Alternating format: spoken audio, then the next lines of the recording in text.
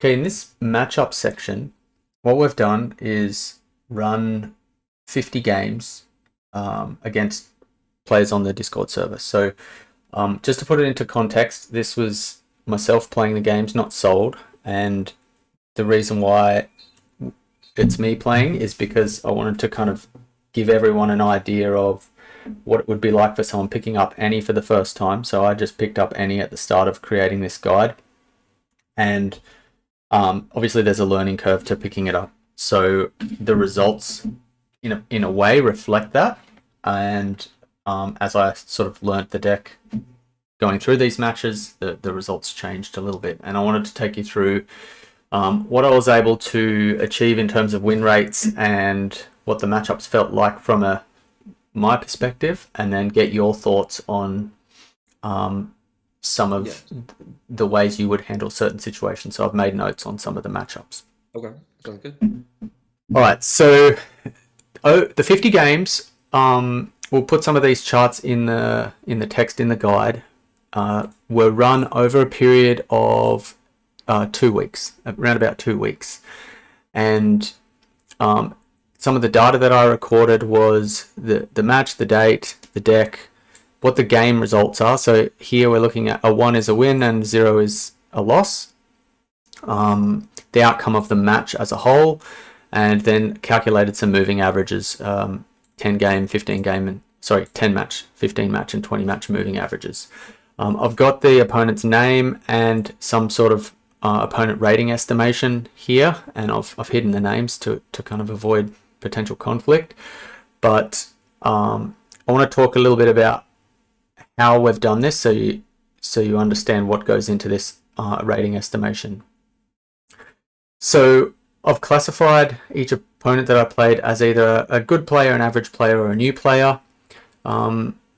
This is a subjective assessment from my point of view, so don't read into it too much, but the good players were the ones that I could find nothing really wrong with their play, or nothing that stood out as an obvious mistake, and maybe one mistake.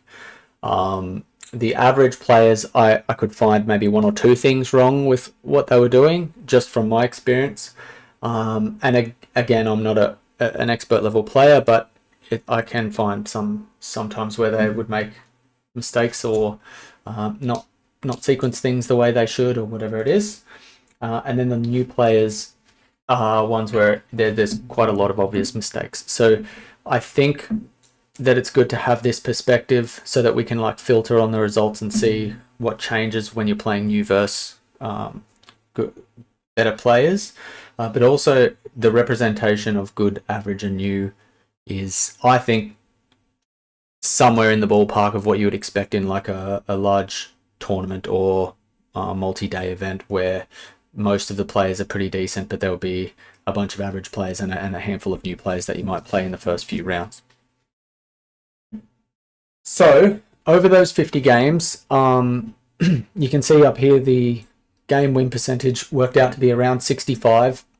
The progression over the 50 games, you could see, got better. We ended up around 80%, 70 to 80% match win rate overall. But across all the 20 games, it was 65% game win rate, which converted to a match win rate of 68%. So I think this is it's pretty good progression. The breakdown of different matchups is here, and we'll dive into those in a second. The meta split may not be what we're seeing coming out of like the large tournaments out of China, for example. The Kaiser and Leona and Yi and all that sort of stuff, the percentages will all be different. I think they're more Kaiser and Yi heavy, but on the Discord server there's a good mix of different players trying different decks. And the last thing I just wanted to talk through before we get into the details of each matchup was the evolution of the list as I moved through the 50 games. So we started out with a list that was the same as the original deck list in the guide. So not the updated one that we posted. The original one was the one with Falling Stars main, and the gusts and the rebukes in the side. As I progressed through these matches, I did make one change. These yellow boxes here are the ones where I would not have a turn 1 play. So every time I mulled 2 and didn't get a 2-drop, I've highlighted these in yellow. And so we got through 11 games and 11 matches, and 4 of those games I bricked on a turn 2 play. And it was at this point here where I got annoyed at missing the 2-drops and went up to 3 poros in three pouty poros instead of 2. Yeah. So, and then from there on, we still got a few games where we missed on the 2-drop, but most of them the hit rate was. I didn't know you went to 3 pouty. That's interesting. Yeah. Not sure if it's right. I just personal preference. No, it makes sense. So. I mean, yeah, absolutely. I'm maybe more of a risk taker, so I'm saying, we don't need that too. A gambler. Nice. Yeah, but otherwise the deck list remained the same. That means that the Veins were main and the Noxus Hopefuls were still in the side in the list that I was running. So. No, the original list didn't play Hopeful at all. Oh, that's right. Yeah. Okay. So, looking at some of the matchups, a few things that kind of stand out. The obvious one, the Kai'Sa one. I was pretty successful into Kai'Sa. I'm not sure that this 70% win rate is reflective of like the good players, because there was a few out of this sample set. There was a few newer players playing Kai'Sa. Obviously, they've just picked up a meta deck and just run it. If you filter by the better players, this is closer to 50%, which I think is more what you expected in your initial assessment. Okay. The Yi matchup was also 50-50, and the Yasuo matchup was. The Yi matchup being 50-50 is I think that was in line with expectations as well, right? It was. But what about Yasuo? Yasuo was hard to talk about. All of the kind of like rogue strategies that like don't have like a concrete deck list are kind of weird to talk about. Like same thing with Victor, same thing with Leona and Ahri and Teemo. Like all of these decks don't really exist in a sort of like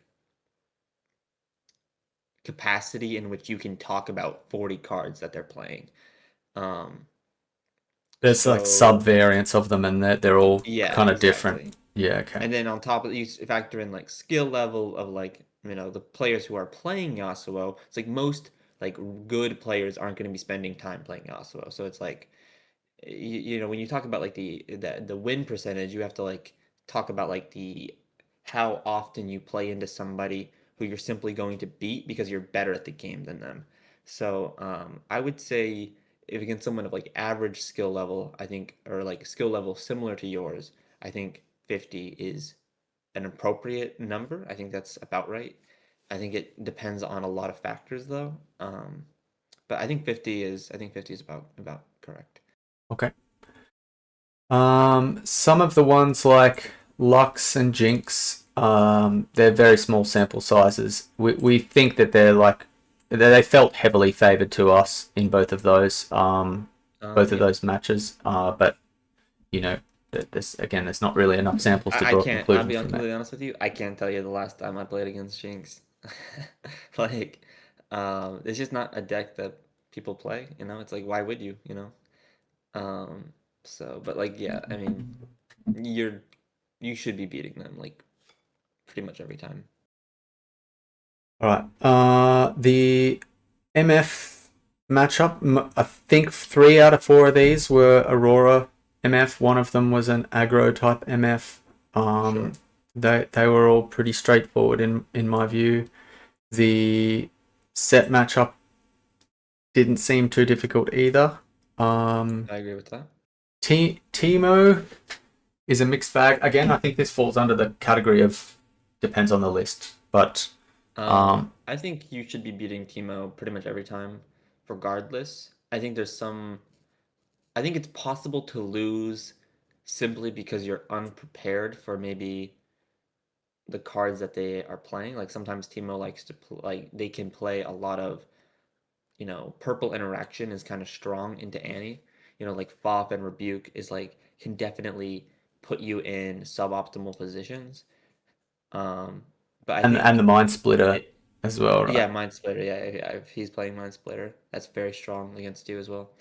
But like, I think most of the time I play against a Teemo, as long as you beat him in the early game, you're like completely fine. Like as long as you beat him in the early game, you win pretty much every time. And I think you have a much stronger early game than Teemo, so like you should be beating him like every time. Um, there's some positions where maybe if you open like pretty weak, um, maybe you don't find like a Void Seeker. Like I think Void Seeker like really demos that matchup. I think Falling Star is quite good in that matchup. Like you really do need like these cards that like stabilize the early game, and then you kind of just win from there against Teemo. Yeah, I think the game plan from my side was to like typically they get one battlefield and try and stack on it with their hidden stuff, and you just Uh-huh. use your spells to force them to flip their hidden Exactly. stuff with Exactly. no real upside. Yeah, Um, you don't actually commit anything into them. Exactly. yeah, until they're out, and then you just go in. No, that's Um, 100% correct. so the two things that looked surprising from this was the Ahri game and the Ahri games and the Victor games. So that they were matchups where I struggled a little bit more than I initially thought I would, Okay. and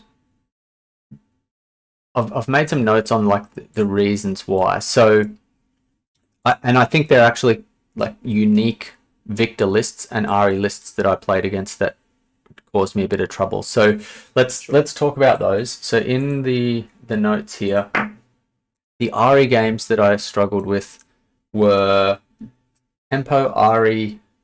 It was a Tempo Ahri variant that played Mask, Sprite Mothers, Time Walks, and like Sprite Calls and that kind of thing, backed up with obviously Sure. like Defy and Discipline and On Guard and Yeah, absolutely. I understand. yeah. Um, and the value that they were able to generate off like Mask Sprite Mother having two 4 might units, like how you were saying with like the Kaiser matchup and stuff, the 4 might Mm-hmm. breakpoint is like super Mm-hmm. important to have an answer to. It is. It seemed like they had lots and lots of 4 might units, and I just like you can't falling star them and so on. You use your void seekers, and then there's just to deal with a sprite token. Next thing, the sprite mother walks in, and it was tough. Yeah, Like it's no, I not mean, Sprite unwinnable, Mother but is yeah, pretty good. Sprite Mother is pretty good against Annie and Jake, generally speaking, just because I think the card has a lot of value. Having like Sprite Mother being her own follow up is really good. Having being an accelerate unit is really good. Um, 3 might is like pretty good. It walks over all your 2 drops.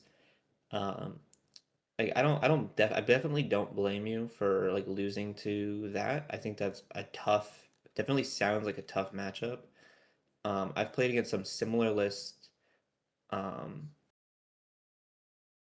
it is tough. It is tough because like Ari's already a deck that like you have to spend, like Ari wins games by like making you spend more resources to get over her units than what is like worth to do so, right? Like they give you -1, so now you have to spend a card and energy to like, you know, get over their guy, right? Because like if you were beating them already, now you're not beating them. Now you need a way to beat them again. It's like super awkward, super annoying to play into.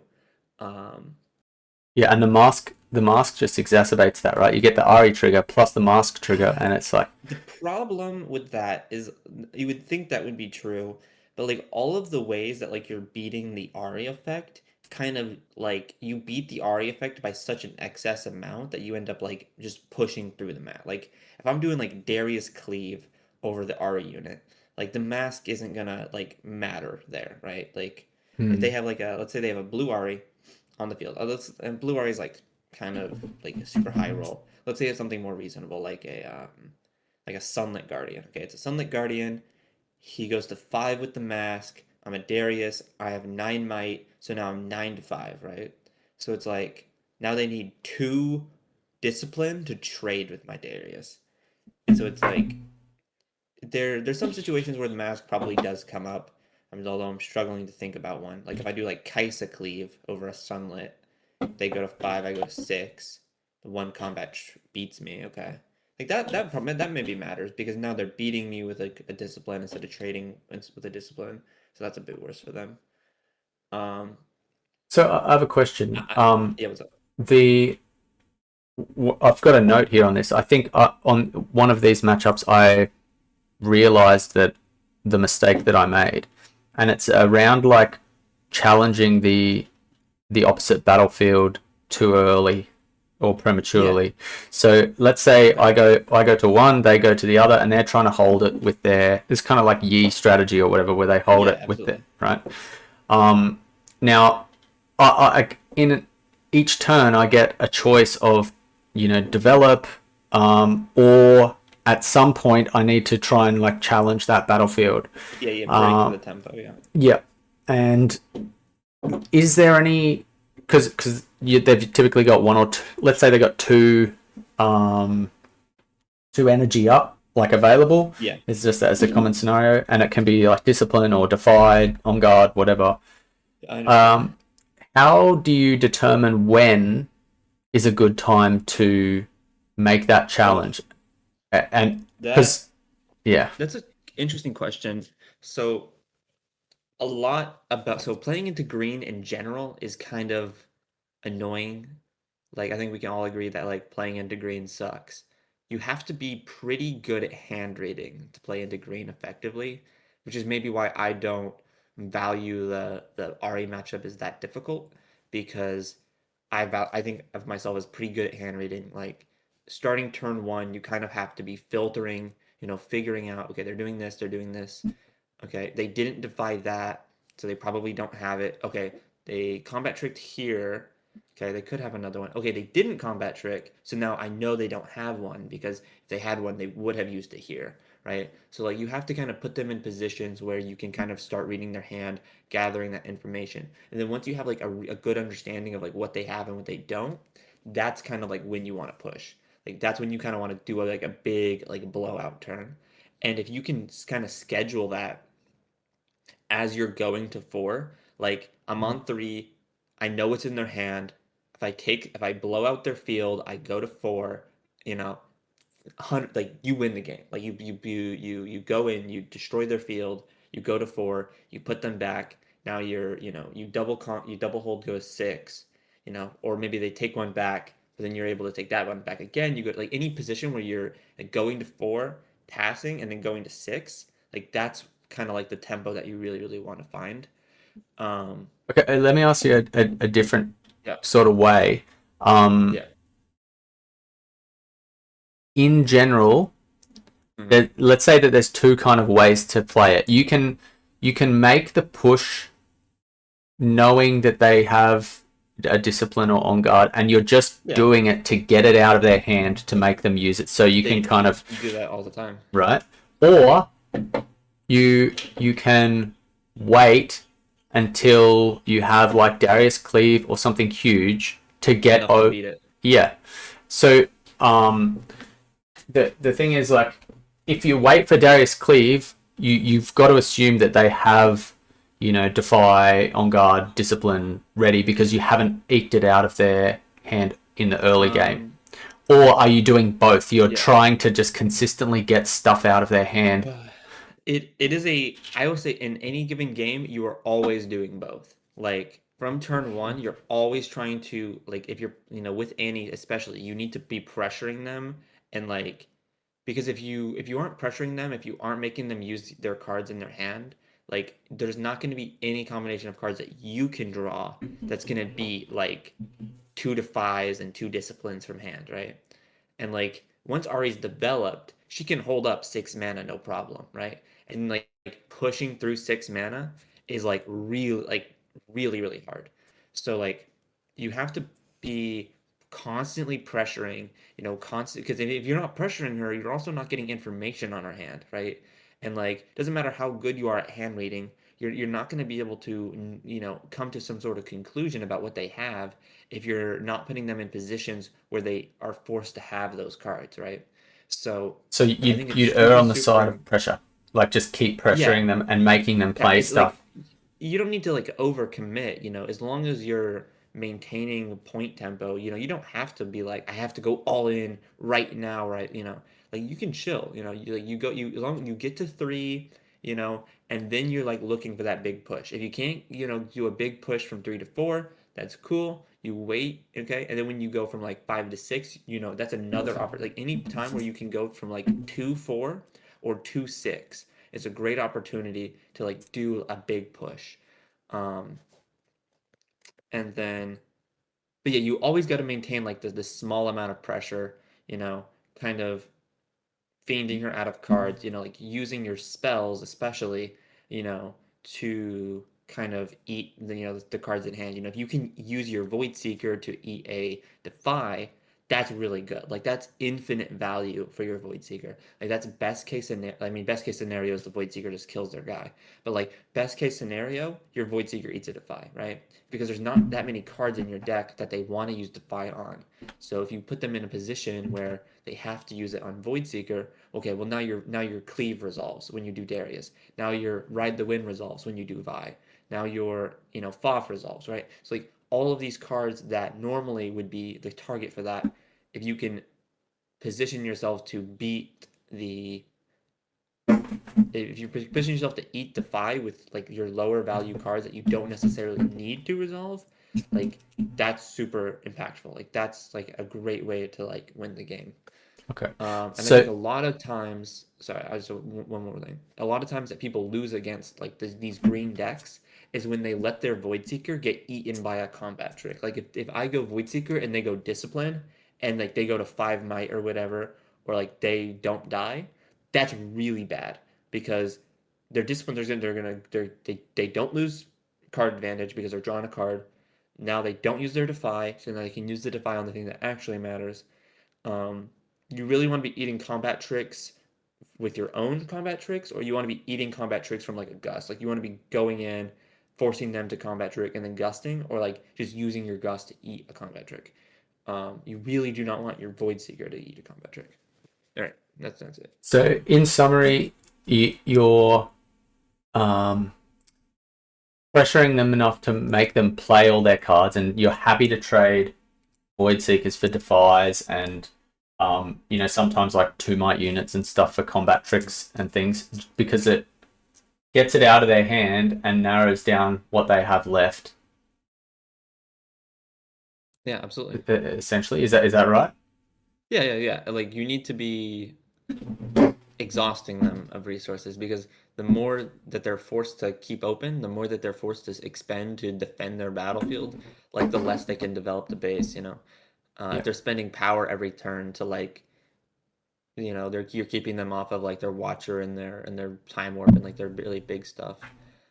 Um, and like yeah, so yeah, you need to be constantly like pressuring them because at any point you break that field right and you double conk, like that's really bad for Ahri because Ahri does not have, especially if she's not on eight, like if she's not on eight and you have both fields, like it depends to somewhat what she has in base, right? If she has like a big base for some reason, um, like she can immediately counterattack. That's really bad for you. But most of the time against like these big green hold decks, they're not going to have a big base. And if they have a big base, you've done something wrong. That's all I'll say. Cool. Let's go to Victor now because Victor was the other matchup that I struggled against. And for context, this variant of Victor that I played was a removal heavy Victor. So there's a Victor version Yeah, that plays lots of tokens. that's Um, going to be. I think most modern victors are going in this sort of like removal heavy direction, mostly because if you're gonna play like a captain like a go super wide sort of strategy, like just play Darius. Like you're just like playing a worse version of Hook Darius. So I think most Victor players are kind of trying to find that niche that the deck does better than other decks, and I think that's like make a token, hold up 7, um, which Yeah, isn't like a bad strategy. I don't think it's particularly good into Annie, um, the reason, for a so couple of reasons. there's learnings of this one that I'd like Mhm. to get your take on. So Yeah, yeah, absolutely. for I think let's cover why Victor is playing this removal heavy thing. I think it's because it's decent into Kaiser. It's like if you play tokens and watchful sentries and the little birds and just send them in for Torn Scout. points and they just remove everything else. Um, Hmm. Yeah, it's it's not bad. quite a good game plan. But for against Annie, what I fell into the trap of was they run. So for context, the removal they run is something like Hidden Blade, Cull the Weak, Comet. Some of them have Singularity, some of them have Facebreaker, um, and the initial matchup feels pretty bad because Void Seeker doesn't do much against tokens. Cleave you don't need because you're not trying to get over. You're only trying to get over one might units. Or they also play Dragon too, the big Oh, um, sure, sure. killer unit That's Dragon. not something I would be particularly worried about. So the problem with sort of like these, I mean, the problem with a Victor deck like this is all of these kind of like, oh, I'm just gonna like remove every unit you play. Like, buddy, I play into Kaisa every other match. Like, you're you're kind of like doing this removal thing, but every deck in the game is prepared to play into, a deck playing all like a ton of removal, right? Like, Well, I think it's so like you different. talk about, I think it's a different like I type. think Singu is a great example of a card. Like you say, Singu is really strong, kills two guys. That's totally understandable. But like, how is Singu different than how you play around Falling Star, right? Like to me, when I'm playing into a Victor, and I'm thinking about how do I beat Singu, right? It's the same way I beat Falling Star. Like I'm committing as little as possible to the board that I need to maintain presence, right? Yeah, Like, but Kaiser's Falling Star is one of their good mhm, removals versus you. The okay, Hextech Ray and Void Seeker isn't that good because you can, flash it, for example, right, and get value out sure. of it. But you I would say can't. that that's true. But the only spell you can flash in this removal heavy Victor is like Comet. Things like Cull and Dragon and things like that, and Singu still get you in base, and Um, that's what makes it a bit trickier because your flash doesn't seem to get value as well in this matchup. So I felt I like I just had a mean, lot of dead cards. You know what I mean? Flash, we're beating Hidden Blade, we're beating Comet, we're beating any sort of like big combat push. Of course they're playing tokens, so it's like kind of awkward. But it's like like they like have to be using removal every turn on our 2 drops because their units don't get over ours. It's like that seems really awkward for Victor. Um, I don't know. I'm thinking about it and I'm just like they Singu. Okay, I just accelerate Kaiser from hand. Like okay, like cool, nice Singu. Like Cole, like okay, you got my sneaky.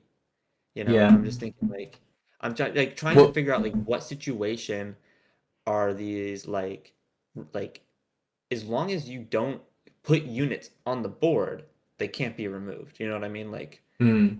Well, the other thing so that I did to myself that hurt me in this yeah. was like usually the game plan for Annie is to kind of keep minimal creatures or keep minimal units and use the spells and stuff for value, right? Like just keep as minimal Yeah. units as what you can. That's yeah, But in that's this true. matchup, it's like if you go for that game plan and realize too late that you're against a removal heavy Victor, you just have no units. You need to like prioritize keeping them, at Oh, least a bunch yeah. of No, them, right? sorry. 100%. If you're playing into Victor, you're playing like like all the merchants, like you're just playing merchant to base, like merchant to base, merchant to base, merchant to base. You always want to have like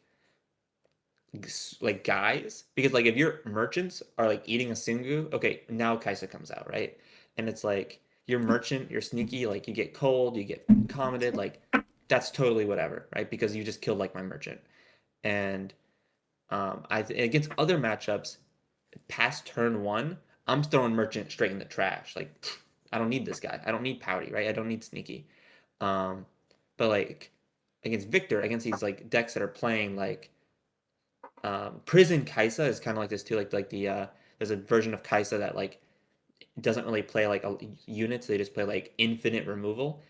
Same sort of deal. You just eat because like Merchant threatens just as many points as Kaisa and Darius does, right? Again, in these matchups, right? Like Merchant and like Pouty are infinite pressure just by existing and being might on the board.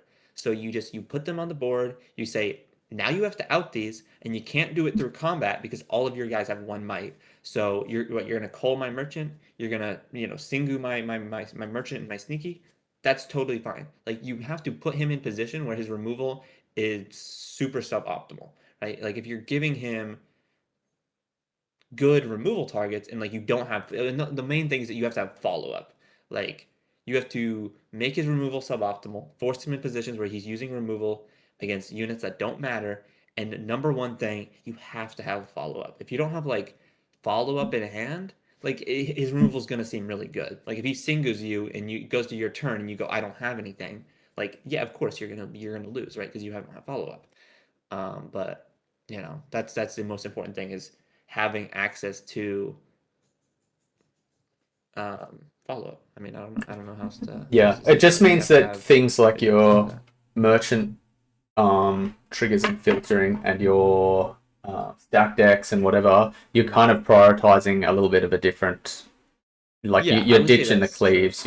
Yeah, so it It changes. definitely is different than other matchups, Yeah, but it's not worse by any means. Like I think this is um, losable for sure because like sometimes you don't have, like I said, like you need follow up. Sometimes you don't have follow up. Sometimes you get Singued and you go, I don't have a Kaisa or a Darius in hand. Like I don't have a way to get back onto the board and pressure you. So it's totally like in the realm of possibility to lose against a deck like this. I just don't think that like this is not a matchup that like my opponent flips over a Victor and I go, oh no, Victor, I'm gonna get Singued. Like yeah. this is something I'm prepared for. Well, so it, looking back at these matchups, I would play the games differently, knowing that and prioritizing different things. But if you Mm-hmm. run into a victor game one, match one, you don't know what they're playing. Um, No, I will say that is the really big. Sorry, I'm gonna cut you off a little bit here. That's the biggest thing about like these rogue decks is Victor has uh like a dozen and a half cards that he can slot in. Like I was playing against, there's a video going up probably around the same time as this one in the gameplay, VOD section reviews is me against a Victor player, and they're playing like they're playing the Comets, right? But they're playing like um Call to Glories and like back to and backs and kind of things cards like like that. that. Yeah, Yeah, yeah, and like cards that I wasn't like going in. I wasn't like, oh, that's not something I was expecting. So you do kind of have to know a lot, not only about Annie, but kind of about the metagame and like about these like rogue decks. Like what cards you can kind of make inferences. Like if you see a Comet game one, you can kind of infer, okay, this guy's on Singu, right? Because if he's on Comet, he's gonna be playing like those cards are like they kind of serve they exist within the same deck, and you kind of just have to be aware of that. It's not really something you can like teach somebody. It's just like something you have to know is like these are like the versions of Victor. These are the cards that they're going to be playing. And that can change. Like people play a lot of weird stuff in their decks, and sometimes they exclude um, cards that they shouldn't. But generally speaking, you kind of have to have a at least decent understanding of the field. And to that extent, you have to know like the versions of these rogue decks. Like Victor, we were talking about Ahri. I think not Kaisa. I think Leona and Teemo are great examples as there as well. Like you have to be aware of these decks. You have to be aware of the cards that they play, and like the versions of them, or you're gonna lose. You know, like if you're not knowledgeable, if you don't know what you're getting into, and when you sit down across from it from one of these decks, you know, because from frame one you have to be, you know, figure like game one, you basically just spend the whole time figuring out the 40 cards in their deck. You go, okay, this Teemo, he's playing, okay, this and this. Okay, that means he's not playing that and this. Like a great example would be like if I'm playing against a Teemo, the first thing I'm thinking, okay, is he on is he on Time Warp? Is he on Mundo? Is he on Mind Splitter? Like these are the cards I'm looking for. Okay, well I'm thinking, okay, I saw Mundo. That means he's probably not on Time Warp because most, in my experience, teamos that play Mundo aren't playing Time Warp because those cards kind of conflict with each other. And then if I'm saying, okay, well this Teemo he's playing a lot of removal, which means he's definitely going to be lighter on units, right? So that means I can do this or I need more units to beat his removal, right? So it's like frame one, especially against like Victor and these other rogue decks, you have to be narrowing down what your opponent is playing and then be able to formulate a game plan or like recall the game plan even. You don't not necessarily has to be like develop the game plan on the fly because like I don't do that anymore. Like I used to like when I played into these decks for the very first time, I'm like, oh, you know, this guy's playing these cards. I've never played against someone that played these cards before. But then once you play against them once, you go, okay, this is how I beat this deck. Now, anytime I play against this deck, I know how to beat it. And I think maybe that was just a symptom or like the cause for kind of the skewed win rate that you experienced that I don't necessarily feel is an accurate representation of Annie. That this is the first time you've played against these decks, so it would make sense that you're maybe not familiar with the sort of um, ways that you're supposed to beat them or supposed to play into them. Um, I think everyone so who's yeah, listening that wants to learn any needs to play all of these matchups and do yeah, something no, similar to like like. Annie does not. Annie is very very strong, but you misplay at all with Annie and you will lose. Like I lose a lot of games because I made one mistake, and you can't go into a matchup blind. I think that's why a lot of Annies don't perform well at tournaments.